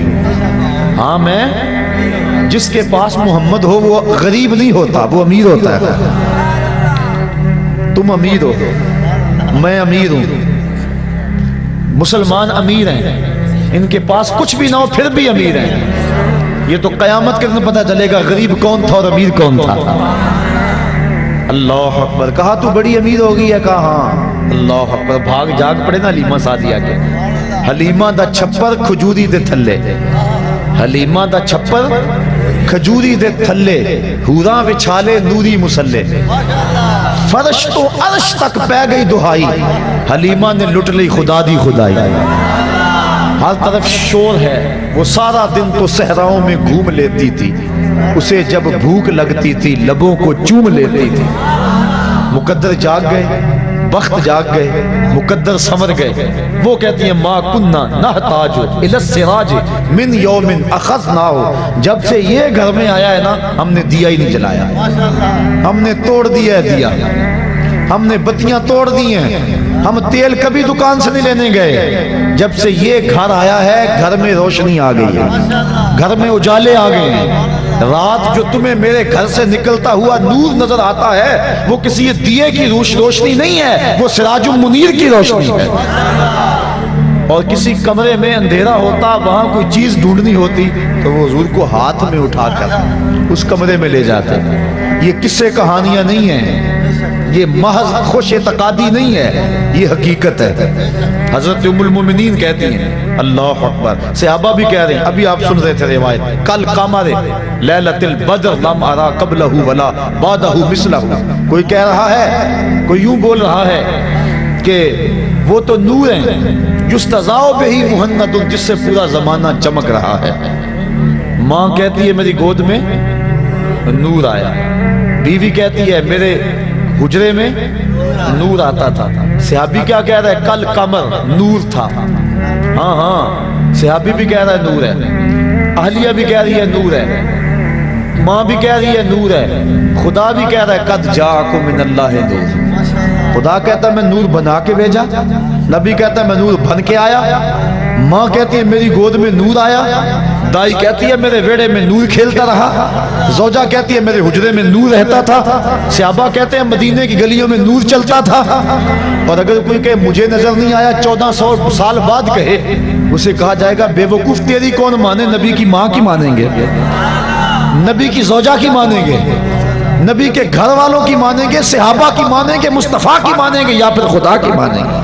اگر کوئی ان کے مطابق کہے تو اس کی مان لیں گے. اور جو کہا نبی کی ماں نے، جو کہا نبی کی زوجہ نے، جو کہا صحابہ نے، جو کہا خود خدا نے، اور جو کہا مصطفیٰ نے، اب اس کو نظم کیا بریلی کے شاہ نے. اور انہوں نے کہا تیری نسل پاک میں ہے بچہ بچہ نور کا، تیری نسل پاک میں ہے بچہ بچہ نور کا. تو ہے عین نور تیرا سب گھرانہ نور کا، تو ہے عین نور تیرا سب. اللہ اکبر. ہر سمت ہی نور ہے، گھر میں بھی نور، باہر میں بھی نور. انگلی اٹھائیں تو چاند رقص کرتا ہے. کوئی لاؤ تو صحیح، پتہ نہیں تم نے کس کو دیکھا ہے. خطیب الاسلام علیہ رحمہ فرمایا کرتے تھے تم نے حلیمہ کی بکریوں سے پیچھے پیچھے تو دیکھا ہے، سدرہ پر جبریل سے آگے آگے کیوں نہیں دیکھا؟ ارے نادان، تو نے مطلق کو مقید کر دیا. تو نے یوسف کو کنویں میں دیکھا تو کیا دیکھا؟ اقبال علیہ رحمہ کہہ رہے ہیں تو نے یوسف کو کنویں میں دیکھا تو کیا دیکھا؟ ارے نادان، جو مطلق تھا مقید کر دیا تو نے یوسف کو کنان کے کنویں میں تو دیکھا ہے، مصر کے تخت پہ کیوں نہیں دیکھا؟ تو نے مکے کی گلیوں میں چلتا تو دیکھا ہے، سدرا کی روشوں پہ چلتا کیوں نہیں دیکھا؟ تو نے کھانا کھاتے تو دیکھا ہے، لیکن کئی کئی دن بغیر کھانے کے مصطفیٰ کو گزارا کرتے کیوں نہیں دیکھا؟ تو نے نکاح کرتے تو دیکھا ہے، لیکن مالک کے قرب ناز میں ایسا تجرد پیدا ہوتا ہے کہ جبریل بھی پیچھے رہ جاتے ہیں۔ کوئی فلک تے رہ یار گیا، کوئی جا سدرا تے ہار گیا، کوئی لاؤ تو صحیح ایسا زمانہ ڈھونڈے، ثانی تو بڑی چیز ہے، سایہ نہ ملے گا، ایسا ہے ہی کوئی نہیں۔ کسی ماں نے جنم ہی نہیں دیا۔ حسان بن ثابت فرماتے ہیں دیکھتا کیسا، کیسے دیکھتی میری آنکھ، ایسا تو پیارا کسی نے جنم ہی نہیں دیا، کسی ماں نے جنا ہی نہیں ہے۔ خدا نے وہ سچائی پن چھڑے ہے جدے وچ محمد نو ٹالیا سی۔ اللہ اکبر، آمنہ کا گھر روشن ہو گیا۔ بات سمجھ آ رہی ہے؟ لطف بھی آ رہا ہے؟ کیوں نہ آئے، بات نبی کی ہو رہی ہے، بات نور کی ہو رہی ہے، اور لمحے بھی نور کے ہیں۔ چھم چھم برسات برس رہی ہے، انوار اتر رہے ہیں، وہ گھڑیاں آنے والی ہیں جب میں اور آپ کھڑے ہوں گے اور کیا پڑھیں گے؟ جس سہانی گھڑی چمکا طیبہ کا چاند، اس دل افروز ساعت پہ لاکھوں سلام۔ ان بچوں پہ جب پھول برس رہے تھے کیسا منظر تھا؟ بڑا پیارا منظر تھا نا، رحمت اترتی محسوس ہوتی تھی نا۔ ان بچوں پہ پھول جب برس رہے تھے، اور وہ لمحے کیسے ہوں گے جب عرش کے رب نے فرش پر آمنہ کے گھر میں سویرا کر دیا۔ فرماتی ہیں ستارے جھک کے میرے گھر کے قریب آ گئے۔ اللہ اکبر۔ اور پھر کیا ہوا کہ جوان جوان عورتیں میرے گھر میں داخل ہوئی، جیسے عبد المناف کی بیٹیاں ہوں، اور میں گھبرائی۔ انہوں نے کہا گھبرانے کی بات نہیں ہے، میرا نام حوا ہے، یہ حضرت آسیہ ہے، یہ حضرت مریم ہے، تیرے بیٹے کی ولادت کے موقع پہ تمہیں مبارک دینے آئی ہے۔ کہتی ہیں پھر اس کے بعد ایک دودھ جیسا سفید اور برف جیسا ٹھنڈا مشروب مجھے پلایا گیا۔ پھر اس کے بعد مجھے پتا نہیں کیا ہوا، جب میری آنکھ کھلی تو میری گود میں ایک بچہ مسکرا رہا تھا، اس کے چہرے سے نور کی لاٹیں نکل رہی تھی، ایسا میں نے دیکھا ہی نہیں تھا کبھی۔ مکھ چند بدر شاہ شانی ہے، ذرا ذوق لے لو اس پہ، حد کر دی گولڑے کے تاجدار نے۔ اللہ جی، یہ آمنہ دیکھ رہی ہے، مکھ چند بدر شاہ شانی ہے، متھے چمک دی لاٹ نورانی ہے، کالی زلف تے اکھ مستانی ہے، مخمور اکھی ہن مد بھریاں، ایسا دیکھا ہی نہیں۔ میں پھر وہی کہہ دوں جو روز کہتا ہوں، تو اجے میرا یار نہیں ڈٹھا۔ ہاں میں بار بار یہی کہتا ہوں، مجھے بڑا لطف آتا ہے ان لفظوں میں۔ اور لڑائی بھی اس لیے ہو رہی ہے کہ لوگوں نے دیکھا ہی نہیں، دیکھ لیتے جھگڑا نہ کرتے، جانے مارتے۔ لوگ اس لیے بحث کر رہے ہیں کہ انہوں نے دیکھا، جنہوں نے دیکھا ہے وہ تو سبحان اللہ کہہ رہے ہیں۔ اللہ تو اجے میرا یار نہیں ڈٹھا، جنوں ویکھ کے چند شرماوے، ادھی راتی دن چڑھ جاوے، جیو رخ تو نقاب اٹھاوے، تے جیو نکلے سیر کرن نو سارا گلشن سیس نواوے، اتے دھرتی لف لف جاوے، جے ہاتھ پھلاں وچ رکھدا ہاتھ پھلاں تو ود جاوے، نین نشیلے مست رسیلے وچ سونا کجل سہاوے، بجلی ڈردی لشک نہ مارے، متا بے ادبی ہو جاوے، خلق او دے نے مول ہی دنیا، کوئی ورلا ہی جان بچاوے۔ بچا سکتے ہیں جان؟ آپ بچا سکتے ہیں جان؟ یہ کیوں مستی ہے؟ رات بیت گئی ہے، ٹھنڈ لگ رہی ہے، ٹھنڈی ہوا گزر رہی ہے، لیکن کیا ہو گیا آپ کو؟ ایک آدمی بھی نہیں اٹھ رہا، کیا ہو گیا؟ خلق او دے نے مول ہی دنیا، خلق او دے نے۔ اللہ اکبر۔ تو اجے میرا یار نہیں ڈٹھا، علم خدا نے اینا دتا، عقلاں وچ نہ آوے، عقل خدا نے اینی دتی، علماں وچ نہ آوے، جے او کھولے پیٹ زلف دے، اتے راہی راہ پل جاوے، اکھ اگڑے تے انج پیا جاپے، جویں میں خانہ کھل جاوے، کیا خوب سجن دیاں اکھیاں نے، جویں پر کے سرائیاں رکھیاں نے، جے او کھولے پیٹ زلف دے، اتے راہی راہ پل جاوے، اکھ اگڑے تے انج پیا جاپے، جویں میں خانہ کھل جاوے، توبہ توبہ حسن سجن دا چال نہ چلی جاوے، آزم ایڈا سونا ماہی سانو کدھرے نظر نہ آوے۔ اب بریلی کے تاجدار بھی بول اٹھے، بلبلے باغ مدینہ چہکنے لگی۔ اللہ اکبر۔ اعلیٰ حضرت کیا بولے؟ باد صبا چلنے لگی. کہا بل بل نے ان کو گل کہا. بل بل نے بلبل کی منتہائی پرواز یہی ہے. اللہ اکبر. اعلیٰ حضرت حد کر گئے اور جب بھی بولتے ہیں حد کر دیتے ہیں. میں کل ہی کہاں بیان کر رہا تھا, بات کوئی بن گئی. اعلیٰ حضرت کا جی چاہا کہ محبوب کی زلفوں کو رات کہوں. ہر شاعر کہتا ہے نا میرے محبوب کا کی زلفیں رات جیسی ہیں, گٹا جیسی ہیں, اور اس کا چہرہ چاند جیسا ہے, دن جیسا ہے. وہ آپ شیرازی نے کہا بفروغ چہرہ زلفت رہے دل زند ہما شب چے دلاورست دزدے کے بشب چراغ دارد. وہ کہتا ہے چہرے کا چراغ جلا کے دل لوٹ رہا ہے. کیسا بہادر چور ہے کہ رات کو چراغ جلا کے لوٹ رہا ہے. محبوب کے چہرے کو شاعر دن کہتے ہیں, چراغ کہتے ہیں, اور زلفوں کو رات کہتے ہیں. اعلیٰ حضرت کا جی بھی مچلا کہ میں بھی کہوں اپنے محبوب کی زلفوں کو رات. پھر حوصلہ نہ پڑا. کہا نہیں رات بڑی کالی ہوتی ہے, لوگ رات سے ڈرتے ہیں. میں رات نہیں کہتا, لیکن کہا نہیں کہنا بھی ہے, ذوق کہہ رہا ہے, شاعر شاعرانہ مزاج کہہ رہا ہے کہو. پھر اعلیٰ حضرت نے کہہ دیا. رات کو عربی میں لیل کہتے ہیں. اعلیٰ حضرت نے بھی رات کہنا چاہا لیکن رات نہ کہہ سکتے. کیا کہا لیلۃ القدر میں مطلع فجر حق. کہا رات نہیں کہتا, لیلۃ القدر کہہ دیتا. کہنا رات ہے لیکن عام رات نہیں کہتا. لیلۃ القدر میں مطلع فجر حق. حضور جب اپنے بال سنوارتے تھے نا تو حضور بالکل درمیان میں مانگ نکالتے. ذرا تصور کریں مدینے کے چاند کا. اللہ اکبر. بڑے خوبصورت ہوں گے, بڑے حسین ہوں گے, لیکن میرے حبیب کی پائے خاک جیسے بھی نہیں ہیں. اللہ اکبر. حضور علیہ السلام کے خاک پا جیسے بھی نہیں ہیں. بڑے بڑے حسین ہوں گے, بڑے بڑے جمیل ہوں گے, بڑے بڑے مہوش ہوں گے, بڑے بڑے زہرہ جمال ہوں گے, لیکن جو حسن اللہ نے اپنے حبیب کو دیا کسی کو نہیں دیا. جب مانگ نکالتے تھے نا اللہ اکبر درمیان میں تو لگتا تھا ستارے چمک رہے. اللہ اکبر. کبھی آپ نے دیکھا صبح کو جب تڑکا ہوتا ہے تو اس وقت وہ پھٹتی ہے کالی رات کے اندھیرے میں, افق سے جب وہ پھٹتی ہے. اعلیٰ حضرت نقشہ کھینچا. کہا حضور یہ جو آپ مانگ نکالتے ہیں نا ایسا لگ رہا ہے جس طرح لیلۃ القدر میں وہ پھٹ رہی ہو. لیلۃ القدر میں مطلع فجر حق. مانگ کی استقامت پہ لاکھوں سلام. مانگ کی استقامت پہ اللہ اکبر. حضور کی زلفوں کو اللہ اکبر رات کہہ دیا, لیکن عام رات نہیں, لیلۃ القدر کہا. تو بات اعلیٰ حضرت جب بھی بولتے ہیں حد کرتے ہیں. سخن شاعری شہر یار اپنی جگہ, نعت کہنے کو احمد رضا چاہیے. اعلیٰ حضرت بولے بل بل نے گل ان کو کہا, کمری نے سروے. بات آپ بھولے نہیں کہاں سے بات چل رہی ہے, جب حضرت آمنہ کی پہلی نظر رخ محبوب پہ پڑی. اللہ اکبر. تصور جمال ہے.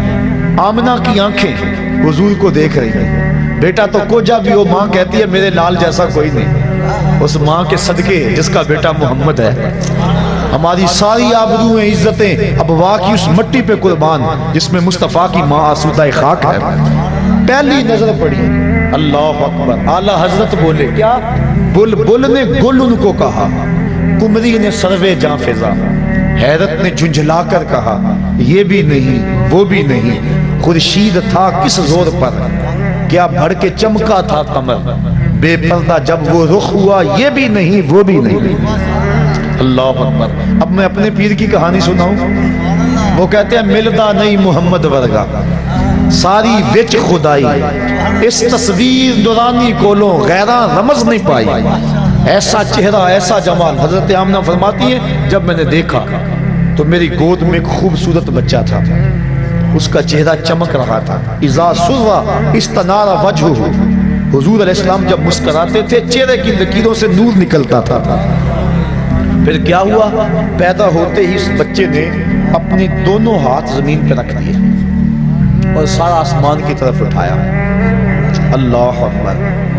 اور پھر مٹی کی مٹھی ہاتھ میں بھری. ایک دن کا بچہ ہے لوگوں, ایک دن کا بچہ ہے. نہیں, بات کچھ اور ہے. یہ ولادت ہو رہی ہے, خلقت کو بڑی پہلے کی ہو چکی ہے. آتے ہی مٹھی خاک کی بھری, دیکھا آسمان کی طرف. علماء کہتے ہیں مٹھی اس لیے بھری, لوگوں کو بتایا دیکھو لوگوں یہ زمین ہے، آج کے بعد اس پہ محمد کا قبضہ ہے۔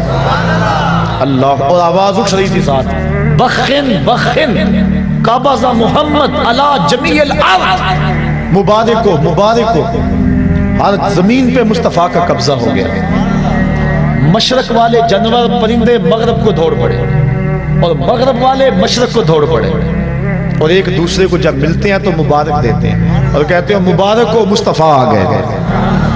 یار پرندے دوڑیں اور مبارکیں دیں تو ہم نہ دیں، ہم نہ جھومیں، ہم نہ اظہار محبت کریں۔ اللہ اکبر، شرق کے پرندے غرب کو دوڑ پڑے اور غرب کے پرندے شرق کو دوڑ پڑے اور آپس میں ملتے ہیں اور کہتے ہیں مبارک ہو مبارک ہو، وہ آ گیا جس کے آنے کا انتظار تھا، وہ جس کے ذکر پر داؤد نے نغمہ سرائی کی، وہ جس کے نام پر شاہ سلیمان نے گدائی کی، دل یحییٰ میں رہ گئے ارماں جس کی زیارت کے، لب عیسیٰ پہ آئے باز جس کی شان رحمت کے، جو بن کے روشنی پھر دیدہ یعقوب میں آیا، جسے یوسف نے اپنے حسن کی نئے رنگ میں پایا، نہ دانم ماں گلے خنداں چے رنگ و بودارت، کہ مرغے ہر چمن آرزوئے اودارت۔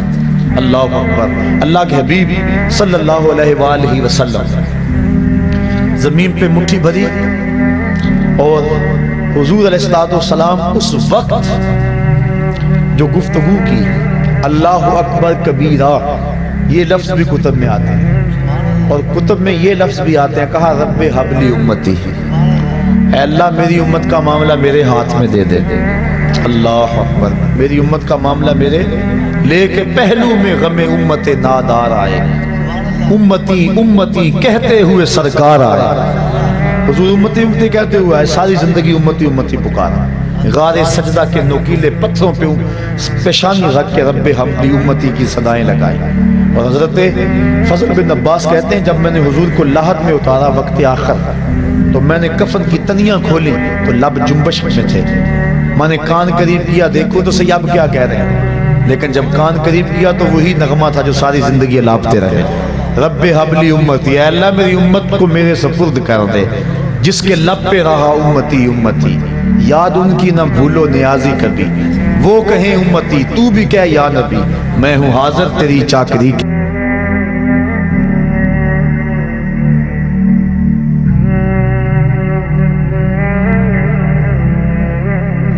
تو ایک ہے خلقت، تو ایک ہے خلقت مصطفیٰ اور ایک ہے ولادت مصطفیٰ۔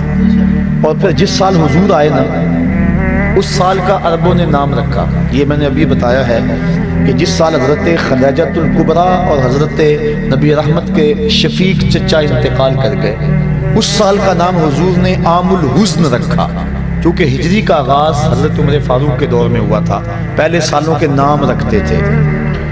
اب جس سال حضور پیدا ہوئے اس کا ایک نام ہے عام الفیل، لیکن اس کا ایک اور نام رکھا عربوں نے، کیا نام رکھا؟ سنۃ الفرح والابتہاج، اس کا معنی ہے خوشیوں اور چاؤں کا سال۔ کیا نام ہے؟ خوشیوں اور چاؤں کا سال۔ کیوں رکھا یہ نام؟ اس لیے انہیں تو نہیں پتا تھا کہ حضور آئے ہیں، حضور کی ولادت کا تو پتا تھا، لیکن یہ نہیں پتا کہ یہ نبی ہیں، اور جنہوں نے رکھا وہ امتی نہیں تھے، ماننے والے نہیں تھے۔ پھر کیوں رکھا انہوں نے اس نام کا؟ اگر میں کہوں آج چاہ کا دن ہے، خوشی کا دن ہے، تو یہ ہے کیونکہ میں آقا کو مانتا ہوں، پر اگر پتہ ہی نہ ہو کوئی کہے تو پھر وجہ کوئی اور ہوگی۔ تو انہوں نے اس سال کا نام رکھا سنۃ الفرح والابتہاج۔ علماء کہتے ہیں کیوں رکھا؟ اس لیے رکھا کہ درختوں پہ پھل زیادہ آیا۔ جس سال حضور پیدا ہوئے چشموں کا پانی بڑھ گیا، چراگاہیں سرسبز ہو گئی، جانوروں کا دودھ بڑھ گیا۔ عرب کے لوگ بیٹیوں کو قتل کرتے تھے، لیکن جس سال حضور کی ولادت ہوئی ہر گھر میں بیٹا پیدا ہوا۔ آج بھی جس شخص کے ہاں اولاد نرینہ نہ ہوتی ہو، علماء کہتے ہیں خلوص نیت سے کہے اے اللہ مجھے بیٹا دے دے، میں تیرے رسول کا میلاد کرواؤں گا، اللہ بیٹا ہی عطا فرمائے گا، نیت اس کی خالص ہو۔ اللہ اکبر۔ تو ہر گھر میں بیٹے پیدا ہوئے، جہاں بھی پیدائش ہوئی بیٹے ہی پیدا ہوئے۔ تو اس سال ہر گھر میں خوشی تھی، غم قریب نہیں آیا، اس لیے نام رکھا سنۃ الفرح والابتہاج، یہ خوشیوں اور چاؤں کا سال ہے۔ ناگہاں ساکن ہواؤں پہ روانی آ گئی، ناگہاں ساکن ہواؤں پہ روانی آ گئی، اور چمن کے پتے پتے پر جوانی آ گئی۔ آج زانوئے ازل نے صبح پہ انگڑائی لی، اور مسکرا کر ایک کرن نے ہاتھ میں شہنائی لی۔ مخزن اسرار قدرت کے امی پیدا ہوئے، غل ہوا دنیا میں ختم المرسلین پیدا ہوئے۔ محمد مصطفیٰ آئے، بہاروں پر بہار آئی، زمین کو چومنے جنت کی خوشبو بار بار آئی۔ گلی گلی روشن ہو گئے، ہر گھر میں اجالا ہو گیا۔ وہ کہانی لمبی اگر میں چھیڑ دوں کہ حضرت علیمہ سعدیہ کیسے آئے، اور پھر حضور نے وہ سبز کپڑا کیسے ہٹایا، اور نور کی لاٹ آسمان تک کیسے گئی، اور پھر لال کو پکڑ کے گود سے کیسے لگایا، اور پھر حلیمہ کی بیٹی شیمہ حضور کو لوریاں کیا دیا کرتی تھی، وہ ایک لمبی کہانی ہو جائے گی۔ میں تیسری بات بھی عرض کرنی ہے۔ تو پہلا مقصد، پہلی چیز تخلیق مصطفیٰ، اور وہ کب ہوئی؟ جب وقت کا تعین اور تشخص نہیں تھا۔ دوسری ولادت مصطفیٰ، اور ولادت 12 ربیع الاول کی سہانی گھڑی، جب صبح صادق طلوع ہو رہی تھی، دن اور رات کے سنگم میں حضور پیدا ہوئے۔ چونکہ رات کی خواہش تھی حضور میرے دامن میں آئیں، اور دن کی آرزو تھی کہ میرے دامن میں آئیں، اور اگر رات کو آ جاتے دن محروم رہتا، دن کو آتے رات محروم رہتی، تو حضور تو رحمت للعالمین ہے۔ اس لیے دن آ رہا تھا، رات جا رہی تھی، جہاں دونوں کا ملاپ ہو رہا تھا وہاں مصطفیٰ جلوہ گر ہو گئے۔ اللہ اکبر۔ 12 ربیع الاول کی سپانی گھڑی تھی، عام الفیل، واقعہ صاحب فیل کے 55 دن بعد حضور اس دنیا پہ جلوہ گر ہوئے۔ یہ ہے حضور کی ولادت، اور حضور کی ولادت کی خوشی لوگوں نے کی، اور جس نے بھی حضور کی ولادت کی خوشی کی اللہ نے اس کو محروم نہیں رکھا، اور وہ آپ علماء سے سنتے آئے ہیں۔ اس کو دہرانے کے لیے وقت چاہیے کہ ابو لہب نے بھتیجا سمجھ کے لونڈی کو آزاد کیا، بھتیجا سمجھ کے آزاد کیا، نبی سمجھ کے تو نہیں کیا، لیکن جس انگلی سے یوں اشارہ کیا بس اتنے میں آزاد، اور اس انگلی سے ٹھنڈا اور میٹھا پانی بھی ملتا تھا، عذاب میں بھی تخفیف ہوتی۔ میں یہاں آیا تھا 2-3 بجے، اور یہاں طالب علم یہاں ہی سوئے ہوئے تھے، اسٹیج پہ سویا ہوا تھا، کوئی یہاں چارپائی پہ سویا ہوتا، کچھ کمرے میں وہاں سوئے ہوئے تھے۔ اور میں نے اپنے ساتھیوں کو، طالب علموں کو کہا تھا کہ یہ جو کسی شخص سے، کسی مزدور سے، کسی ملازم سے یہ صفائی نہیں کرانی، یہاں آپ بیٹھے ہوئے ہیں، یہ میرے طالب علموں نے، میرے پیر بھائیوں نے اپنے ہاتھوں سے جگہ صاف کی۔ اور اس وقت میری کیفیت میں ایک وجد تھا، اور میں دل میں سوچ رہا تھا جس نے انگلی ہلائی اللہ اس کو شہد دیتا ہے، اور جو شام سے رات 3 بجے تک مانجا پھیرتا رہا، ذرا تصور تو کرو مالک اس کو کیا عطا فرمائے گا۔ تو حضور کے آنے پر جو خوشی کرے، بلکہ نبی کے ساتھ جو بھی محبت کرے، اللہ اس محبت کو ضائع نہیں کرتا۔ علماء نے لکھا ہے جس دائی نے حضور کو دودھ پلایا اللہ نے بعد میں اس کو ایمان دے دیا۔ اللہ اکبر۔ جس نے بھی جس نبی کے ساتھ کوئی محبت کا اظہار کیا اس کو ضرور صلہ ملا۔ دیکھو ابو جہل، ابو لہب، اس نے گو مخالفت کی، لیکن چونکہ ولادت کے آنے کی خوشی اس کو ہوئی اور بھتیجا سمجھ کے خوشی کی، اللہ نے پھر بھی محروم۔ امام ابو شامہ کہتے ہیں جو بھتیجا سمجھ کے خوشی کرے خدا اسے محروم نہیں رکھتا، اور جو نبیوں کا سردار سمجھ کے خوشیاں منائے۔ سادی کا قلم تڑپا، وہ کہتے ہیں دوستاں را کجا کنی محروم، تو کے بعد دشمنہ نظرداری۔ جب تو دشمنوں کو اتنا دیتا ہے تو یاروں کو کتنا دے گا، پیاروں کو کتنا دے گا۔ اور علماء نے اس بات کی تصریح کی ہے، اور میں مثال آپ کو قرآن مجید سے پیش کر سکتا ہوں کہ جب صندوق کھولا دجلہ دریائے نیل کی موجوں سے پکڑ کے، تو فرعون کی بیوی جس کا نام آسیہ تھا اولاد کی دولت سے محروم تھی، اس نے جب صندوق کے اندر ایک مسکراتا ہوا بچہ پایا۔ اللہ کا ہر نبی خوبصورت ہوا ہے، کوئی نبی بدصورت نہیں ہوا، ہر نبی سونا ہے، ہر نبی خوبصورت ہوا ہے۔ جب دیکھا تو بے ساختہ پکار اٹھی، یہ بچہ تو میری آنکھوں کی ٹھنڈک ہے۔ فرعون بھی پاس کھڑا تھا، اس کو توفیق نہ ہوئی۔ اللہ نے حضرت آسیہ کو یہ سعادت دی کہ ان کو ایمان عطا کر دیا، اور وہ مومنہ عورتوں میں سے ہیں، بلکہ ان کو یہ اعزاز بھی ملے گا قیامت کے دن۔ سیدہ مریم بھی اور حضرت سیدہ آسیہ سلام اللہ علیہما، یہ دونوں خواتین قیامت کے دن جنت میں میرے رسول اللہ کے نکاح میں آئیں گی، ان کو یہ بھی اعزاز، دوسرا اعزاز یہ بھی ملا۔ تو انہوں نے کہا کہ یہ میری آنکھوں کی ٹھنڈک ہے، اللہ تعالیٰ نے ان کو بعد میں ایمان دے دیا۔ علماء کہتے ہیں، مفسرین کہتے ہیں، اگر فرعون بھی کہہ دیتا کہ ہاں میری بھی آنکھوں کی ٹھنڈک ہے، خدا یہ نہ دیکھتا کہ اس نے خدائی کا دعویٰ کیا ہے، وہ یہ دیکھتا اس نے میرے نبی سے پیار کیا ہے، اللہ اس کو بھی ایمان عطا کر دیتا۔ اور ایک واقعہ میں سیرت کا آپ کے سامنے رکھ کے اپنی بات کو آگے بڑھاؤں۔ ہندوستان میں صرف ایک صحابی ہوا ہے اور اس کا نام ہے رتن۔ واقعہ اس طرح ہوا، رتن تاجر تھا اور تجارت کی غرض سے حجاز گیا، حجاز مقدس۔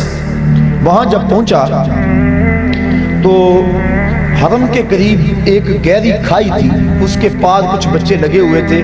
ایک بچہ عمر میں چھوٹا ہونے کی وجہ سے کھائی کے اس سمت ہی انتظار میں تھا کہ میں کھائی کو کیسے عبور کروں۔ رتن نے یہ سوچا کہ بچہ چھوٹا ہے، گزرنے کی طاقت نہیں رکھتا، اس کو اٹھایا گود میں اور کھائی سے پار لگا دیا۔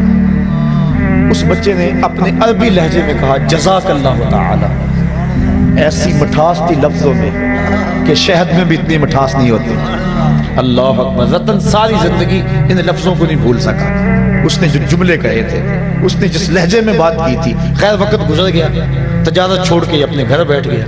ایک دن مکان کی چھت پہ لیٹا ہوا ہے رتن، اس نے کیا دیکھا کہ جو آسمان کا چاند ہے وہ دو ٹکڑے ہو گیا اور زمین پہ آ گیا کہ شاید قیامت آ گئی۔ تھوڑی دیر کے بعد پھر کیا دیکھا، چاند دوبارہ جا کے اپنی جگہ پہ جڑ گیا۔ پریشان تھا، یہ کیا ہوا؟ یہ منظر اس نے ہندوستان میں دیکھا۔ کچھ عرصے کے بعد عرب سے کچھ تاجر جو یہاں عرب گئے ہوئے تھے واپس پلٹے، انہوں نے کہانی سنائی کہ مکے میں ایک چاند چڑھا ہے جس نے چاند کو قدموں میں بلایا ہے۔ انہوں نے ساری کہانی سنائی۔ رتن کے دل میں شوق پیدا ہوا، اس کی زیارت کر کے آؤں اور وہ نبی ہے اس پر ایمان لاؤں۔ گھر سے چلا، سفر کرتا کرتا پہنچا سین حرم میں۔ جب داخل ہوا، حضور صحابہ کے ساتھ سین حرم میں بیٹھے ہوئے تھے۔ یہ آگے ملنے کے لیے ہوا، آقا مسکرا پڑے اور فرمایا اراتن ہندیون، کیا تو رتن ہندی ہے؟ قال نعم، عرض کی حضور ہاں میں رتن ہندی ہوں، لیکن آپ کو کس نے بتایا ہے؟ کہا جس رب نے مجھے نبی بنایا ہے۔ اب اگلی بات سنیے۔ اب رتن کہنا چاہ رہا تھا کہ میں ایمان لانا چاہتا ہوں۔ آقا کریم نے فرمایا قریب آجا، میں تیرے لیے بیٹھا ہوں۔ تجھے یاد نہیں بچپن میں ایک بچے کو تو نے کھائی سے پار لگایا تھا، وہ بچہ اب تیرے سامنے موجود ہے، اور تو نے مجھ کو اس کھائی سے پار لگایا تھا۔ آج میں کلمہ پڑھا کے تجھے جہنم کی کھائی سے پار لگانا چاہتا ہوں۔ ایمان کی دولت سے مال ہوا۔ نبی سے جو پیار کیا گیا ہے کبھی رائے گا؟ یہ جو کہتے ہیں سبحان اللہ، اگر آپ کو ٹھنڈ بھی لگ گئی نا سردی میں تو پھر بھی رائے گا نہیں جائے گا۔ اللہ اکبر، یہ نبی سے پیار ہے، یہ میرے سے نہیں ہے، بات ذہن میں رکھیں، یہ نبی سے پیار ہے، نبی سے محبت ہے، اور نبی کا نام سن کے ٹھنڈ پڑ جاتی ہے کلیجے کو۔ تو نبی سے کیا گیا پیار رائے گا نہیں جاتا۔ تو حضور کی ولادت پر جن لوگوں نے خوشی کی، اللہ نے ان کو نوازا۔ جو خوشی کرتے ہیں ان کو اللہ نوازے گا، جو خوشی کریں گے اللہ ان کو بھی نوازے گا، کیونکہ اس کا قانون جو ہے وہ تمام کے لیے یکساں ہوتا ہے۔ جو ماضی میں، حال میں اور استقبال میں ایک جیسا اس کا قوانین، اس کے قانون ہوتے ہیں۔ تو پہلا خلقت مصطفیٰ، دوسری چیز ولادت مصطفیٰ۔ ولادت کی باتیں اتنی لمبی ہو رہی ہیں کہ اگلا مضمون جو ہے جو میں کہنا چاہ رہا ہوں، اب اس کے لیے بڑا تھوڑا وقت میرے پاس موجود ہے، لیکن کچھ باتیں میں ضرور گوش گزار کروں گا۔ تیسرا کام، تیسری چیز ہے بعثت مصطفیٰ۔ حضور کو جب بحیثیت نبی مبعوث کیا گیا، وہ ہے بعثت مصطفیٰ۔ یہ بھی ربیع الاول کا مہینہ تھا، وہ میں عرض کر چکا ہوں اجمالی خاکے میں۔ ربیع الاول شریف کا مہینہ تھا جب حضور علیہ الصلوۃ والسلام پہ جو ہے وہ وحی کے آثار ظاہر ہوئے، اور آقا کریم صلی اللہ علیہ وآلہ وسلم اپنی نبوت کا پھر اعلان کیا اور حکم ہوا کہ جو قریبی رشتہ دار ہیں پہلے ان کو ڈراؤ، ان کو بلاؤ۔ حضور نے اپنے قریبی رشتہ داروں کو بلایا۔ حضرت علی المرتضیٰ رضی اللہ تعالی عنہ اسلام کی دولت سے جب مالا مال ہو گئے، حضرت سیدنا صدیق اکبر رضی اللہ تعالیٰ عنہ مالا مال ہو گئے، یہ قریبی لوگ تھے، حضور ان کو دعوت دین تھی۔ پھر کیا ہوا کہ ایک دن پھر دعوت عام کی، سارے قریش کو بلایا، بنو ہاشم کے لوگوں کو بلایا اور بلا کے ان کو دعوت دینا چاہی حضور نے۔ ان کے لیے کھانے کا اہتمام کیا، لنگر کا، انہوں نے لنگر کھایا، کھانا کھایا اور بات سنے بغیر چلے گئے۔ حضور نے اگلے دن پھر حضرت علی سے کہا کہ تم دوبارہ دعوت کرو۔ حضرت حضور کل تو کھانا کھا کے چلے گئے تھے، کہا اب کھانا بعد میں رکھیں گے، پہلے اپنی سنائیں گے۔ کبھی ایسا ہوتا ہے نا، جو کچے لوگ ہوتے ہیں ان کے لیے لنگر بعد میں رکھا جاتا ہے، اور جو پکے ہوتے ہیں ان کو چاہے شام کو کھلا لو وہ ساری رات نہیں جاتا، کیونکہ وہ لنگر کھانے کے لیے نہیں آئے، وہ نبی کے میلاد کا لنگر لینے کے لیے آئے ہوتے ہیں۔ تو فرمایا ان کو لنگر بعد میں آج دیں گے، کیونکہ کچے تھے نا، بلکہ کافر تھے۔ آقا کریم نے ان کو بٹھایا اور بتایا، پیغام سنایا کہ میں اللہ کی طرف سے نبی بن کے آیا ہوں، ہے کوئی اس مجمع میں جو میری مدد کرے، میری نصرت و اعانت کرے؟ تو سب خاموش تھے۔ پھر اس کے بعد حضور نے پھر کہا، پھر سب خاموش تھے، پھر کہا، پھر سب خاموش تھے۔ تاریخ بتاتی ہے ایک بچہ تھا اس مجلس میں جس نے جو قمیص پہنی ہوئی تھی اس کی 2 جیبیں تھیں، اور ایک سے کھجوریں نکال کے کھاتا، دوسرے میں گٹلیاں رکھتا، اور اس نے اتنے زور سے اپنے بازو اونچے کیے کہ قمیص پھٹ گئی، اور اس نے کہا اس بھرے مجمع میں میں اعلان کرتا ہوں اس نبی پہ جان و دل قربان کرتا ہوں۔ پھر خیبر کا مارکا ہو یا بدر کا مارکا، احد کی لڑائی ہو یا حنین کی لڑائی، اس بچے نے، وہ بچہ، اللہ اکبر، اس بچے سے پھر کوئی کافر نہیں بچا۔ اس نے پھر حد کر دی، پھر اس کے ہاتھ میں ذوالفقار لہراتی رہی، پھر اس کے بچوں نے آگے نبی کے دین کو بچایا، نبی کے دین کے لیے اس کے بچوں نے اپنے بچے وار دیے، اور پھر اللہ اکبر یہ سلسلہ چلتا رہا۔ صاحبو، نبی علیہ السلام کی بعثت کے اعلان کے بعد جس نے بھی حضور علیہ السلام کی اعانت کی، مدد کی، حضور علیہ السلام کے اس کاز اور اس مشن کے لیے اپنا آپ پیش کیا، بتاؤ اللہ اس کو کتنا ثواب دے گا۔ جو صرف آنے کی خوشی کرتا ہے اللہ اسے محروم نہیں رکھتا۔ تو جس مقصد کے لیے نبی آئے ہیں، جو اس مقصد کے لیے جان لڑا دیتا ہے اور اپنے شب و روز اس مقصد کے لیے گزارتا ہے، تو اس کو اللہ کیا عطا فرمائے گا۔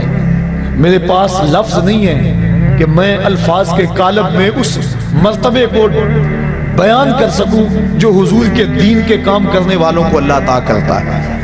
علم کے حوالے سے یہ ایک دین کی خدمت کا ایک پہلو ہے۔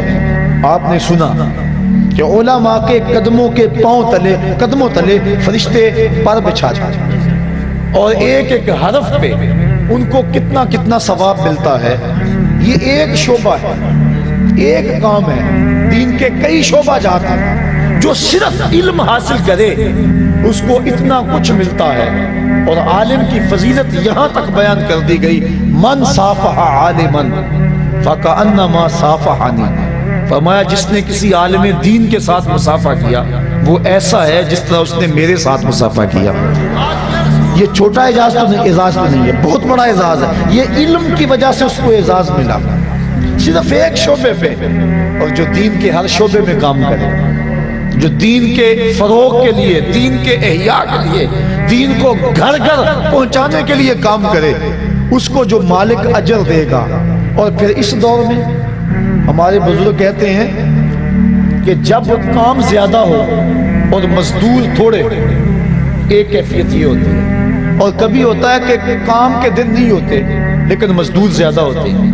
اس وقت اڈے پہ مزدور لینے جاؤ نا تو 100 روپیہ مزدوری ہے تو لوگ 80 پہ بھی آ جائیں گے، کیونکہ کام تھوڑا ہے مزدور زیادہ ہے، اور جب کام زیادہ ہو تو مزدور تھوڑے ہو تو پھر اس وقت پھر مزدور کی مرضی پہ جو ہے وہ صلہ ملتا ہے، مزدوری ملتی ہے۔ آج کام زیادہ ہے مزدور تھوڑے، آج نبی کے دین کا کام زیادہ ہے اور مزدور بہت تھوڑے ہیں، خال خال نظر آتے ہیں۔ آج اگر کوئی نبی کے دین کی مزدوری کرے گا پھر اس کی مرضی کے مطابق خدا نواز دے گا۔ اللہ کہے گا جو مانگنا ہے مانگ لے، میں تیری جھولیاں بھر دوں گا۔ آج نبی کی بعثت وہ ایک الگ مضمون تھا، چونکہ میرے سے وہ مضمون رہ گیا ہے، اب وقت کی نزاکت میں میرے پاس اتنی نہیں ہے کہ اس کو بیان کروں۔ آخری چند باتیں آپ کے سامنے رکھنا چاہوں گا۔ نبی علیہ السلام جو مبعوث کیے گئے، ایک تو نبی کے منصب تھے اور نبی کے فرائض تھے کہ نبی نے کیا کرنا تھا، امت کو کیا دینا تھا۔ حضور نے جو دینا تھا اس کو حق ادا کر دیا۔ وہ ایک لمبی طویل فہرست ہے کہ کیا کیا ذمہ داریاں تھی نبی کی، اللہ نے کیا لگائیں اور نبی نے کہاں تک ان ذمہ داریوں کو پورا کیا۔ وہ ایک بات عرض کر کے اپنی بات کو آگے بڑھا دوں، اس سے بڑی اور کیا بات ہو سکتی ہے۔ حجۃ الوداع کے موقع پہ 1,44,000 کا مجمع حضور کے سامنے تھا۔ یہ حضور کی 23 سالہ کی محنت ہے۔ اللہ اکبر، 23 سال میں پہلے 40 سال بھی شامل ہیں، کیونکہ کردار ان 40 سالوں میں پیش کیا، پھر اس کردار کو اپنی نبوت کی گواہی بنایا اور پھر 23 سال محنت کی اور لوگوں کے سامنے جو ہے وہ دین رکھا۔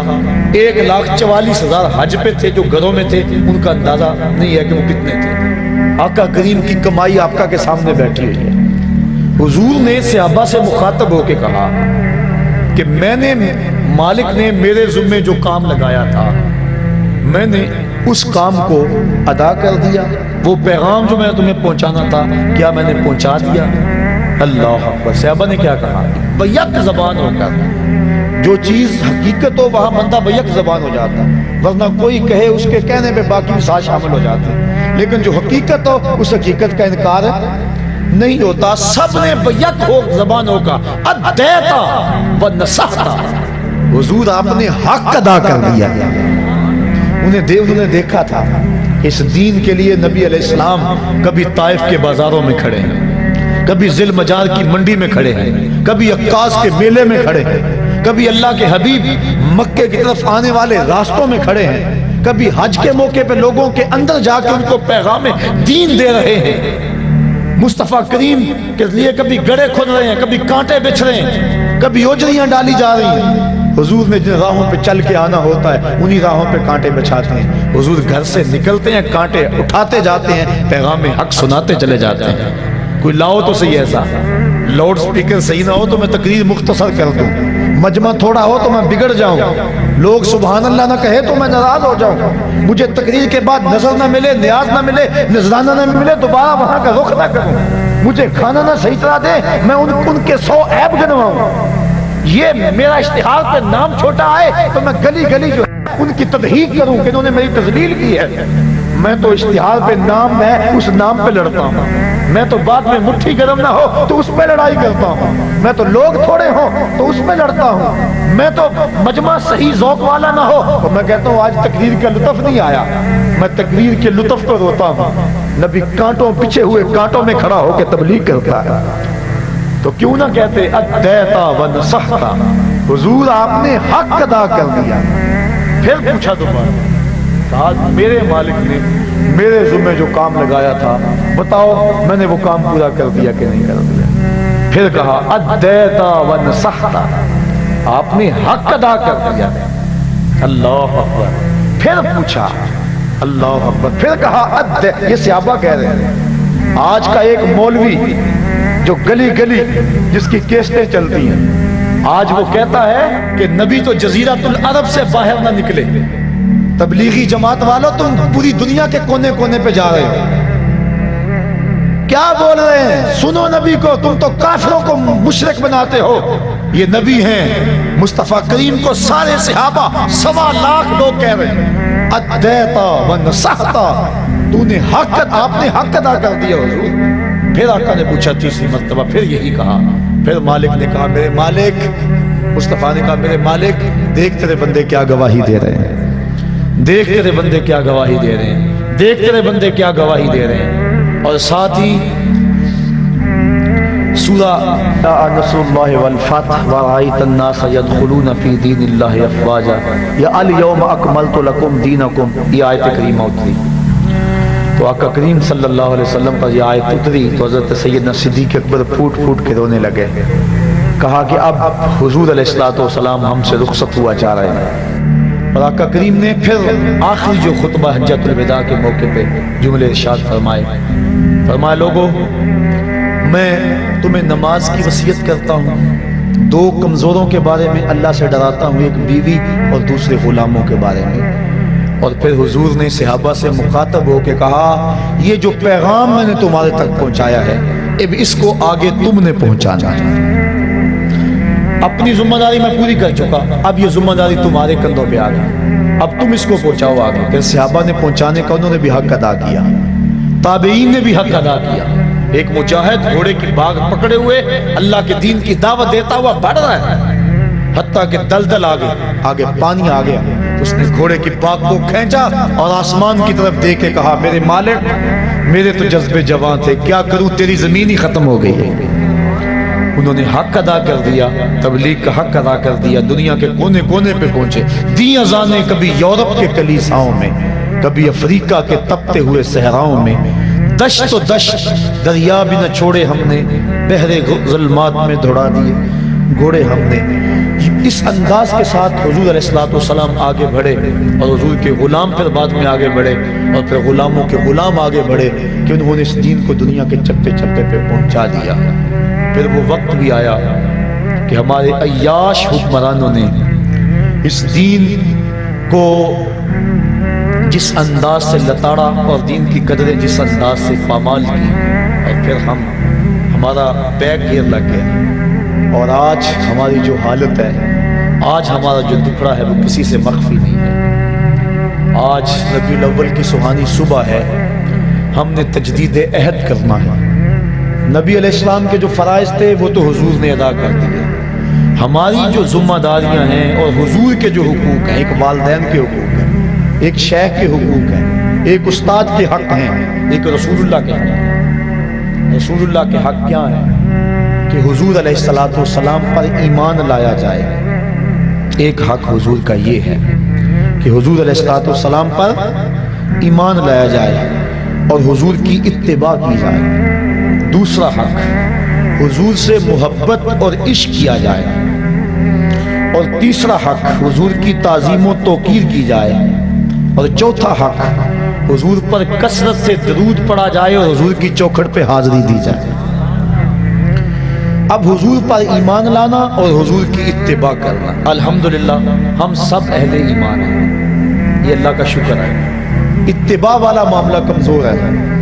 آج ابھی مجھ سے قبل اسی اسٹیج پہ بات ہو رہی تھی کہ آج ہم نام تو حضور کا لیتے ہیں لیکن شکل و صورت سے لے کر لباس تک، وضاقتہ سے لے کر اپنی عادات تک، اپنی شادی بیاہ کی تقریبات کی رسوم سے لے کر اپنی زندگی کے کاروبار کے ہر مرحلے تک ہم غیروں کے طریقوں کو، ان کے انداز کو اپنے گلے سے لگائے ہوئے ہیں. آج تجدید عہد کا دن ہے. میرے سامنے یہ جو ہزاروں لوگ موجود ہیں، میں کبھی کبھی تو ان حالات کو دیکھ کر مایوس ہو جاتا ہوں جو کچھ دنیا پہ ہو رہا ہے. اللہ کی رحمت سے مایوسی کفر ہے، یہ بات ذہن میں رکھیں، لیکن افراد سے مایوس بندہ ہو سکتا ہے، کبھی کبھی ہو جاتا ہے. اور وہ کیا کسی شاعر نے کہا خون کے دل آنسود ہوتا ہے. اور میں وہ ایک شعر پڑھا کرتا ہوں فارسی کا جس کا مفہوم یہ ہے کہ جب بہار نہیں تھی، جب بہار تھی اس وقت ہم نہیں تھے، اور جب ہم ہیں تو بہار نہیں ہے، اور جب ہم نہیں ہوں گے پھر بہار آ جائے گی. ہم جب سے ہوش سنبھالا ہے مسلم امہ اذیت سے گزر رہی ہے. اور کبھی کبھی یہ دکھڑا زبان پہ آ جاتا ہے، مرا اے کاش کے مادر نہ زادے، کاش کہ مجھے ماں جنم نہ دیتی. اور یہ دکھڑے، یہ مصیبتیں اپنی آنکھوں سے جو دیکھ رہے ہیں، سقوط کابل بھی ہم نے اپنی آنکھوں سے دیکھا اور سقوط بغداد بھی ہم نے اپنی آنکھوں سے دیکھا. کشمیر میں لٹتی ہوئی عزتیں اور پامال ہوتی ہوئی عصمتیں، یہ روز کی کہانیاں ہمارے کان سنتے ہیں. فلوجہ کی گلیوں میں جو کچھ ہوا وہ بھی کسی سے مخفی نہیں ہے، سامرا کے اوپر جو قیامت توڑی گئی وہ بھی کسی سے مخفی نہیں ہے، نصف صدی سے فلسطین کے اندر جو خون کی ہولی کھیلی جا رہی ہے اور جو مسلمانوں کو اذیت کا شکار کیا گیا ہے وہ بھی ہمارے کلیجے چیز رہا ہے۔ تو انسان کئی دفعہ پریشان ہو جاتا ہے کہ میں کیا کروں، میں کر بھی کیا سکتا ہوں۔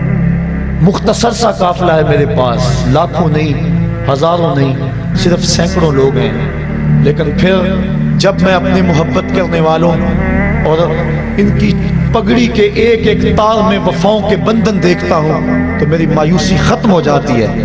میں کہتا ہوں ہم کیوں یہ کہیں کہ مرا اے کاش کے مادر نہ زادے، ہم بے شک تھوڑے ہیں، میرے ملنے والے بے شک کم ہیں، لیکن ہیں با وفا، ہیں محبت والے، ان کی دستار کے ایک ایک پیچ میں محبتوں کی کہانیاں ہیں۔ اور میں کہتا ہوں ہم میدان میں آئیں گے، بحر و بر میں گونجیں گے، اور ہم تھوڑے بھی ہو کر ایک وقت آئے گا ظلم کی آنکھوں میں آنکھیں ڈال کے بات کریں گے، اور ایک وقت آئے گا کہ اس دین کی سربلندی کے لیے مصطفی فقیروں کا ایک کردار ہوگا۔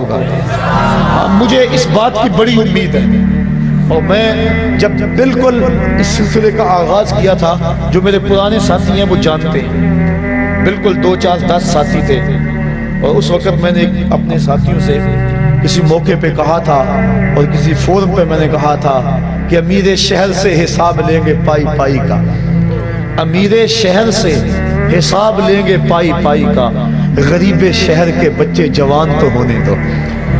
اب غریب شہر کے بچے جوانی کی دہلیز پہ قدم رکھ چکے ہیں، ان کے سروں پہ سجی ہوئی پگڑیاں، ان سے نکلتا ہوا نور اور حضور کی محبتوں میں بہتے ہوئے آنسو، اور اسٹیج پر نبی کے نام کے نعرے اور پنڈال میں نبی کے نام کی گونج، آج یہ ساری گونج، سارے نعرے، سارے آنسو، ساری محبتیں، یہ وفاؤں کا سارا سلسلہ تجدید عہد کا ذریعہ بنے، اور آج کے بعد حسب سابق بھی میں نے 10 محرم کو جو وعدہ لیا، اور اس وعدے کے نتیجے کے اندر میں نے جگہ جگہ درس قرآن کے پھیلے ہوئے نیٹ ورک اور درس قرآن کے جگہ جگہ پھیلے ہوئے سلسلوں میں دوستوں کی محبت، ان کی دیوانگی اور ان کا پیار دیکھا، اور آپ یقین جانیے گا کہ اگر 2 گنا حاضری نہیں ہوئی تو 1.5 گنا حاضری ضرور ہو گئی اس وعدے کے بعد۔